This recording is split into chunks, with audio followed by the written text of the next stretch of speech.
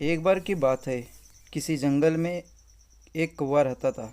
वह बहुत ही खुश था क्योंकि उसकी ज़्यादा इच्छाएं नहीं थी। वह अपनी ज़िंदगी से संतुष्ट था।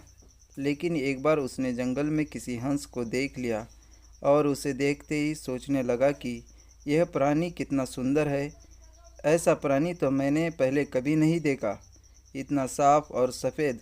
यह तो इस जंगल में औरों से बहुत सफ़ेद और सुंदर है, इसलिए यह तो बहुत खुश रहता होगा। कौवा हंस के पास गया और पूछा, भाई तुम इतने सुंदर हो, इसलिए तुम बहुत खुश होंगे।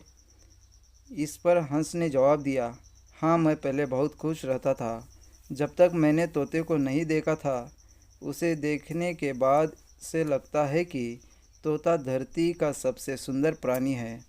हम दोनों के शरीर का तो रंग एक ही है, लेकिन तोते के शरीर पर दो रंग है। उसके गले में लाल रंग का घेरा और वह सुर्ख हरे रंग का था। सच में वह बेहद खूबसूरत था। अब कौवे ने सोचा कि हंस को तोते को सबसे सुंदर बता रहा है, तो फिर उसे देखना होगा। कौवा तोते के पास गया और पूछा, भाई तुम दो दो रंग पाकर बड़े खुश होगे। इस पर तोते ने कहा, हाँ मैं तब तक खुश था जब मैंने मोर को नहीं देखा था। मेरे पास तो दो ही रंग है, लेकिन मोर के शरीर पर तो कई तरह के रंग है। अब कौवे ने सोचा, सबसे ज़्यादा खुश कौन है, यह तो मैं पता करके ही रहूँगा, इसलिए अब मोर से मिलना ही पड़ेगा। कौवे ने मोर को जंगल में ढूंढा, लेकिन उसे पूरे जंगल में एक भी मोर नहीं मिला। और मोर को ढूंढते ढूंढते चिड़िया घर में पहुंच गया, तो देखा मोर को देखने बहुत से लोग आए हुए हैं और उसके आसपास अच्छी खासी भीड़ है।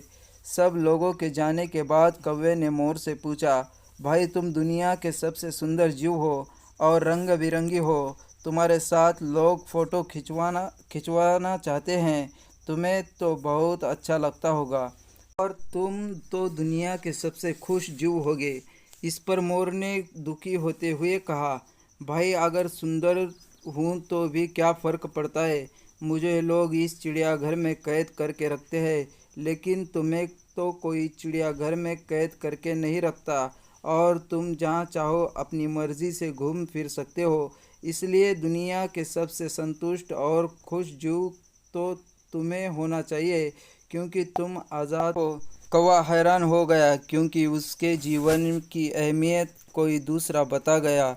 दोस्तों, ऐसा ही हम लोग भी करते हैं। अपनी खुशियों और गुणों की तुलना दूसरों से करते हैं, ऐसे लोगों से जिनका रहन सहन का माहौल हमसे बिल्कुल अलग होता है।